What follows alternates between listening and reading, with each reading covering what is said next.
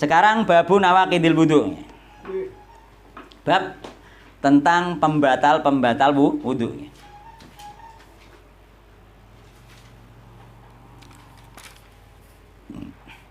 Jadi hal-hal yang membatalkan wudu itu terbagi menjadi dua kategori secara umum. Yang pertama adalah hadas-hadas yang membatalkan wudu dengan sendirinya. Ketika hadas pasti langsung batal. Yang kedua, sebab-sebab yang biasa diduga menimbulkan hadas. Diduga nggih. Sebab-sebab yang diduga menimbulkan hadas. Yang pertama nggih, hadas-hadas yang membatalkan wudu dengan sendirinya. Seperti apa? Seperti buang air besar, buang air kecil itu langsung batal dia. Yang kedua, kategorinya sebab-sebab yang biasa diduga menimbulkan hadas. Contohnya apa? Contohnya tidur. Itu diduga menimbulkan hadas karena tidur itu wika usah. Ya ini apa? Itu tali dubur itu terbuka.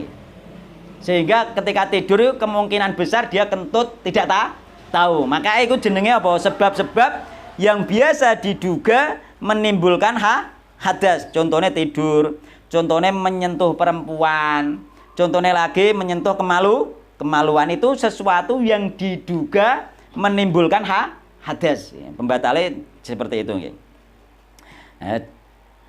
Yang memang langsung membatalkan diantaranya buang air besar, buang air kecil, sebagaimana di dalam surat Al-Maidah itu auja'adun minkum minal ghaid, dari tempang pembuangan air, atau walakin min ghaidin wa baulin wa naumin, yakni yang membatalkan itu ghaid, buang air besar, wa baulin, buang air kecil, itu juga langsung batal. Terus kemudian ada lagi contohnya keluar madhi keluar itu juga langsung batal. Sebagaimana sabda Nabi fil wudu, pada orang yang keluar madhi wajib wudu. Terus kemudian yang langsung batal keluar darah istihadah. Itu diantaranya gitu. Nah, sedangkan yang menjadi sebab yang diduga diantaranya tadi apa? Tidur atau pingsan gitu. Atau menyentuh kemaluan atau menyentuh wanita. Terus ada lagi tambahan yakni makan daging unta, itu juga nanti membatalkan wudu. An Anas bin Malik radhiyallahu anhu qala. Dene batake saking Anas bin Malik radhiyallahu anhu qala, ngendika sinten Anas bin Malik. Kana ashabu Rasulillah sallallahu alaihi wasallam ala adi. Yang tadirunal isya hatta tahfiqo ru'usuhum thumma yusalluna wa la yatawadduun. Akhrajahu Abu Daud wa sahahu Daruqutni wa asluhu fi Muslim. Karena adalah Rasulullah sallallahu alaihi wasallam ala ahdihi ing atase mangsane Nabi Muhammad SAW, pada zaman Nabi Muhammad SAW. Karena ashabur adalah sahabat-sahabat Nabi Muhammad SAW, keliru nggih. Adalah sahabat-sahabat Nabi Muhammad SAW ala ahdihi, pada masa Nabi Muhammad SAW iku yang tadiruna nggih. Napa yang tadiruna itu? Menunggu, mereka menunggu nggih. Yang tadiruna itu makna asale bukan menunggu ya. Mengawasi kedatangan Nabi untuk sholat bersama, melihat. Jadi mulane melihat, malah dimaknani menunggu. Jadi melihat imamnya iku ngenteni imamnya teko gitu. Menunggu, dimaknani menunggu nih secara anu nggih. Yang tadiruna nggih. Menunggu para sahabat al-isya'a ing salat isya hatta tahfiqo sehingga ndoyong apa ru'usuhum pira-pira sirahe para sahabat, ngantek ndoyong, ngantek sentak-sentuk ngono. Tsumma yusalluna mongko nuli salat para sahabat wala yatawadduuna nggih. Hale ora padha wudu para sahabat. Dadi sahabat gak wudu. Ndonga ngantuk wis sentuk-sentuk tapi bareng Nabi teko langsung melok salat tanpa berwudu. Nggih, Jumatan biasanya yang ngantuk. Terus tapi bareng rata ini wong Jumatane akeh sing ngantuk nggih. Meneh adekan khotib iki kaya wong maca gremeng ngono wae sing Jumatan ngantuk. Berarti enggak membatalkan gitu ya. Tidak membatalkan wudu. Walaupun tidur. Nah, maka itu nanti itulah namanya nanti itu ada jamak. Jadi hadis yang mengatakan tidur batalan wudu Dan hadis ini dijamak. Nah, mulanya pemahaman yang terbaik dari para ulama dijamak, digabungkan ya. Ada pemahamannya nantinya. Dikompromikan. Ya, sehingga nek berdasarkan dalil ini turu gak batal wudu. Terus dalil liyane turu iku batal wudu nggih. Kan ngono nanti sing siji pokoknya turu batal, siji ora batal padha duwe dalile kan. Nah, ternyata nanti digabung nanti bisa. Kalau dalil ini ada yang pendapat tidur tapi dengan duduk enggak batal. Nah, nggih. Tidur dikompromikan. Terus dikompromikan ini. Kompromi. Dikompromikan terus itu. Pembahasannya ngono. Itu padha-padha tapres kompromi. Jadi faedahnya yakni yang pertama faedah hadis ini adalah tidur sebentar dalam posisi duduk tidak membatalkan wudu. Ini konteks hadisnya nggih, yakni secara dohir nggih, secara dohir maknanya tetap tidur sebentar karena dalam rangka menunggu saja. Mergo nek tidur lama duduk otomatis rubuh, nggih nek tanak gitu. Otomatis rubuh. Tapi karena masih posisi duduk maka diarteni oleh para ulama tidur sebentar nggih. Tidur yang tidak nyenyak nggih. Cara wong bola sak glayaran. Maka nggih dalam posisi duduk tidur yang sebenarnya tidak membatalkan wudu. Terus kemudian faedah lagi yang kedua disunahkan mengakhirkan sholat isya dari awal waktunya. Ya, karena dalam Shahihain beliau berkata Nabi, itulah waktunya kalau saja aku tidak khawatir memberatkan umatku. Jadi Nabi pernah mengakhirkan sampai sahabat ini ngantuk itu. Ya ini cara ning kene nek kula perkirakan sekitar jam 10-11 itu. Ngenteni mulai bar maghrib apa menjelang isya itu ngenteni ngantuk para sahabat Nabi Muhammad sallallahu alaihi wasallam. Jadi akhir salat isya niku akhir salat isya itu yang qaul yang paling kuat pertengahan malam. Ada hadisnya yang paling kuat nih. Terus kemudian faedahnya lagi adanya semangat para sahabat nggih. Untuk tetap di masjid menunggu sholat dan semangat mereka dalam memperoleh keutamaan menunggu sholat. Sampai selama menunggu sholat itu dapat pahala. Selama menunggu sholat itu dapat pahala.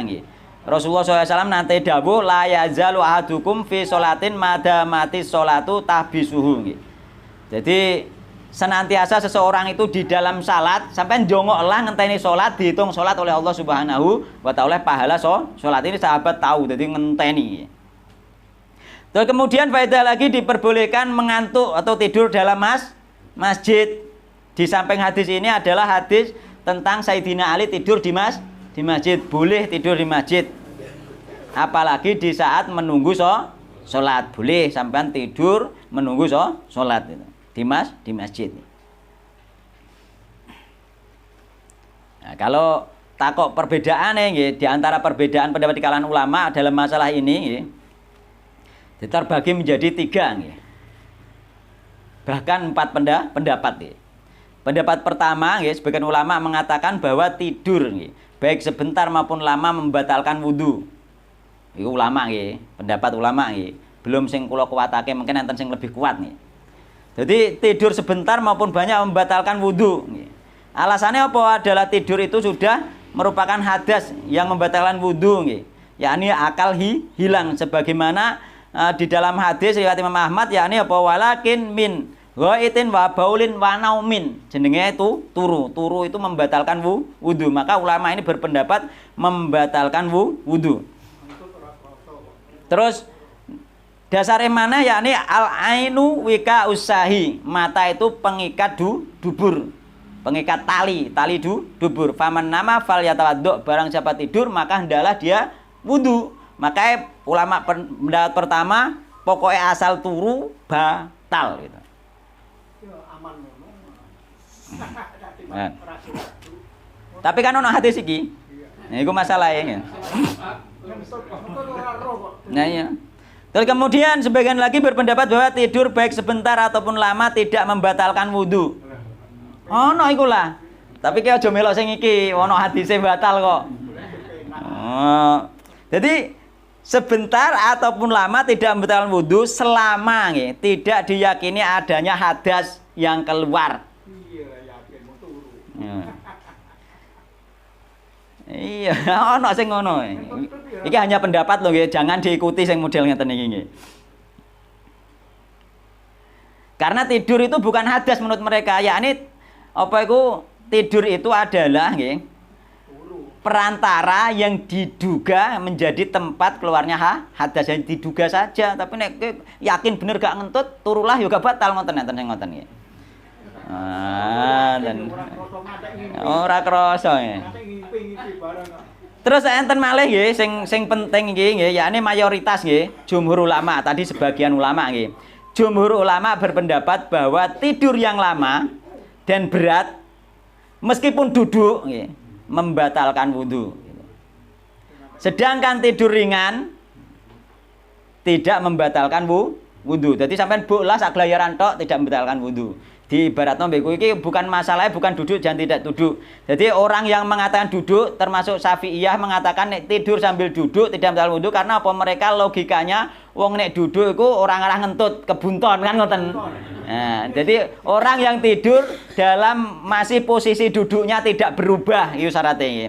Moga dhek nek apa iku al ainu wika usahi kan mata apa pengikat dubur, tapi kan duburnya ditekan be duduk. Nah, nanti ini tidak memungkinkan untuk kentut. Maka mereka nek tidur sambil duduk meskipun tanek nggih, asal tidak berubah dari tempat duduknya maka tidak batal. Itu ada yang berbeda seperti itu yakni Syafi'iyah nggih. Tapi nek kula mboten meroki sing niku. Kula melok ini apa? Mayoritas ulama yakni apa? Tidur sebentar tidak membatalkan wudu baik duduk maupun tidak. Cara buk sak glayaran tok ngoten niku. Ngene ngono iku lang tangi iku tidak membatalkan wudu nggih. Tapi nek tidur nyenyak membatalkan wudu. Kula nderek sing niku mawon. Nah, maka memangkan pendapatnya memang yo bagus juga pendapat itu duduk yang masih di tempatnya. Maka kemungkinan ketertekan kan, mesti yo taline diucul tapi tertekan nanti gak iso ngentut kan ngoten ya. Ya maka iku mangkan termasuk termasuk bagian apa iku pembatal wudu sing diduga kuat nggih menimbulkan hadas, diduga kuat menimbulkan hadas gitu. Jadi pendapat mayoritas ya, pendapat mayoritas yang paling kuat adalah pendapat mayoritas karena menggabungkan dua dalil. Yang pertama tidur disamakan batalnya dengan buang hajat. Yang kedua hadis sahabat yang tidur sambil duduk dianggap sebagai tidur ringan. Jadi tidak membahas duduknya, tapi membahas tidur ringan gitu. Masih ada waktu? Masih. Dilanjut dulu. Kenapa? Tadi disampaikan bahwasanya yang membatalkan antara lain memegang kemaluan. Nggih. Dalam hal ini memegang kemaluan itu secara langsung atau tidak langsung? Itu pendapat para ulama secara langsung. Nanti itu ada pembahasannya setelah ini ya. Ini hadis keberapa itu? Hadis keberapa? Ada itu nanti. Insya Allah nanti diterangkan detail. Insya Allah diterangkan detail nanti apa itu di dalam hadisnya ada. Nanti diterangkan. Sedangkan ada hadis yang lain bahwa kemarin itu bagian dari Nah itu nanti itulah nanti berfungsi lagi yakni menggabungkan dua dalil gitu. Iya memang ulama itu begini, hadis itu asal masih bisa dijadikan satu maka dijadikan satu. Tapi memang hadis itu sebenarnya ketika berbeda, hadis itu ketika berbeda biasanya memang bisa dijadikan satu dijamak. Asal bukan hadis yang sudah dimansuh, dihapus. Itu bisa digabungkan sebenarnya. Kok kita belum bisa menggabungkan, kita saja akali sing urung tok sebenarnya seperti itu nggih. Sebenarnya karena kita tidak boleh menolak hadis sebenarnya karena hadis itu sahih dan tidak dimansuh gitu. Mulane ojo kok batal gak batal ora ngono. Ora ngono. Iku engko lantok nggih.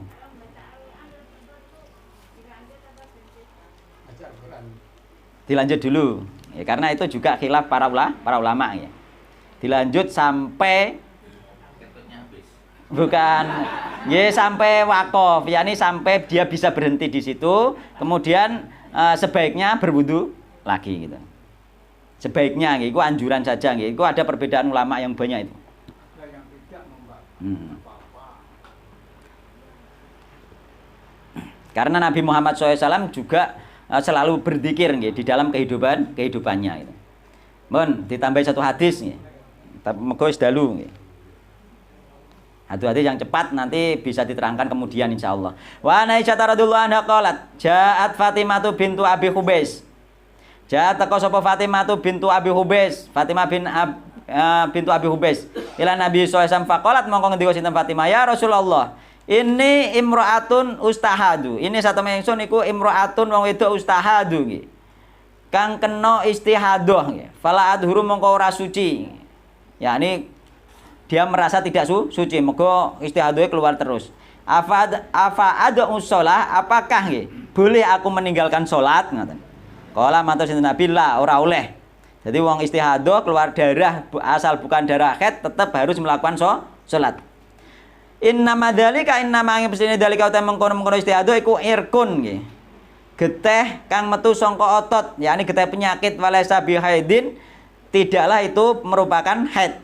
Faida akbalat mongko ing dalem nalikane teko apa haidotuki haid ira fadai mongko ninggalo sira asolata ing salat. Ini pernah tak terangkan kemarin nggih. Wa idza barat lan ing dalem nalikane mungkur mampet apa haid fagsili mongko mbasuh sira angki saking sira adama ing getih tsumma sholli mongko nuli salat sapa sira. Ne riwayat liyane nek haid selesai mandi kemudian nek masih keluar darah darah istihadah dibasuh, kemudian disumpet, kemudian salat. Muttafaqun alaih. Walil Bukhari lan niku kedue Imam Bukhari tsumma tawaddu'i mongko nuli wudu sapa sira wadon likuli salatin kedue saben-saben salat. Kemudian wudu setiap kali salat. Dadi wong sing istihadah terus metu terus iku wudunya setiap kali salat. Setiap kali salat dibersihkan, disumpeli terus wudu. Itu setiap kali salat nggih. Wajib wudu kan itu menunjukkan bahwa istihadah itu membatalkan wudu. Itu nanti hukumnya sama dengan wong beser. Beser ngerti. Misalnya pipise metu terus gak krasa ngono kan enten penyakit ngoten niku nggih. Nah, itu masuke dia wajib disumpet terus kemudian wudu setiap kali arep salat. Beser utawa kentut terus.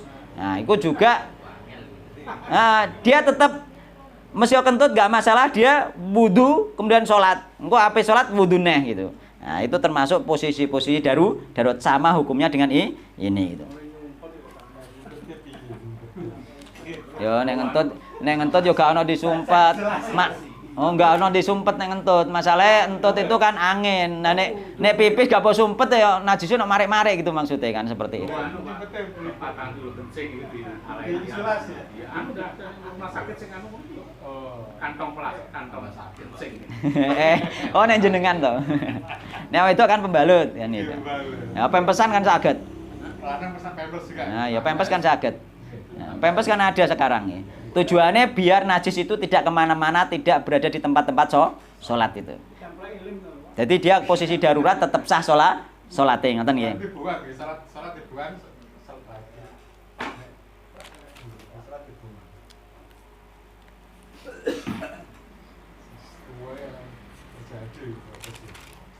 Nggih. Jadi ini termasuk dalil bahwa sesuatu yang keluar dari salah satu dua jalan membatalkan wudu nggih.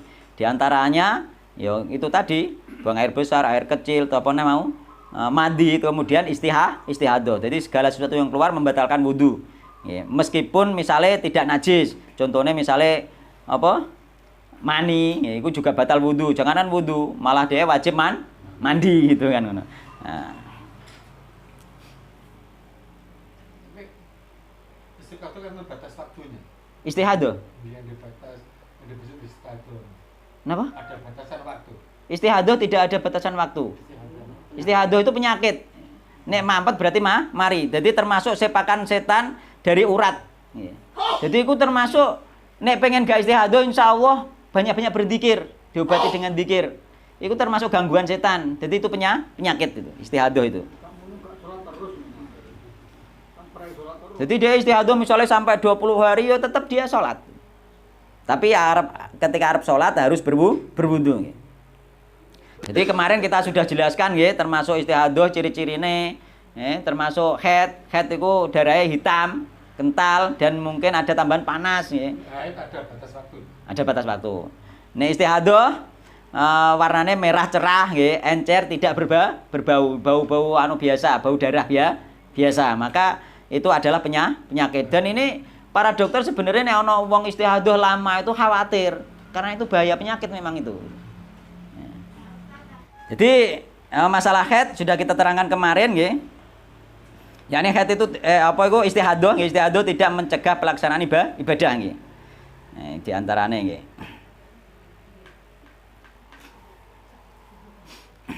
Sehingga orang istihadah menurut kula niku ketika sampean ternyata istihadah itu lama, segeralah diobati nggih. Minimal obatnya itu dzikir nggih, ditujukan untuk mengobati tersebut karena itu penyakit dari setan nggih. Jadi banyak-banyak berzikir untuk mengobati istihadah tersebut ngoten nggih. Wallahu taala alam. Mohon nggih samanten mawon. Nggih samanten mawon, semoga kajian sedikit ini untuk pembahasan kelanjutannya masih banyak nggih. Semoga pembahasan ini bermanfaat, berfaedah nggih, dan tidak lupa nggih kita ingatkan kembali, mari kita doakan saudara-saudara kita yang mendapatkan bencana ya, terutama mereka yang ada di Palestina. Wallahu taala alam. Subhanakallahumma bihamdika asyhadu an la ilaha illa anta astaghfiruka wa atubu ilaik. Wassalamualaikum warahmatullahi wabarakatuh.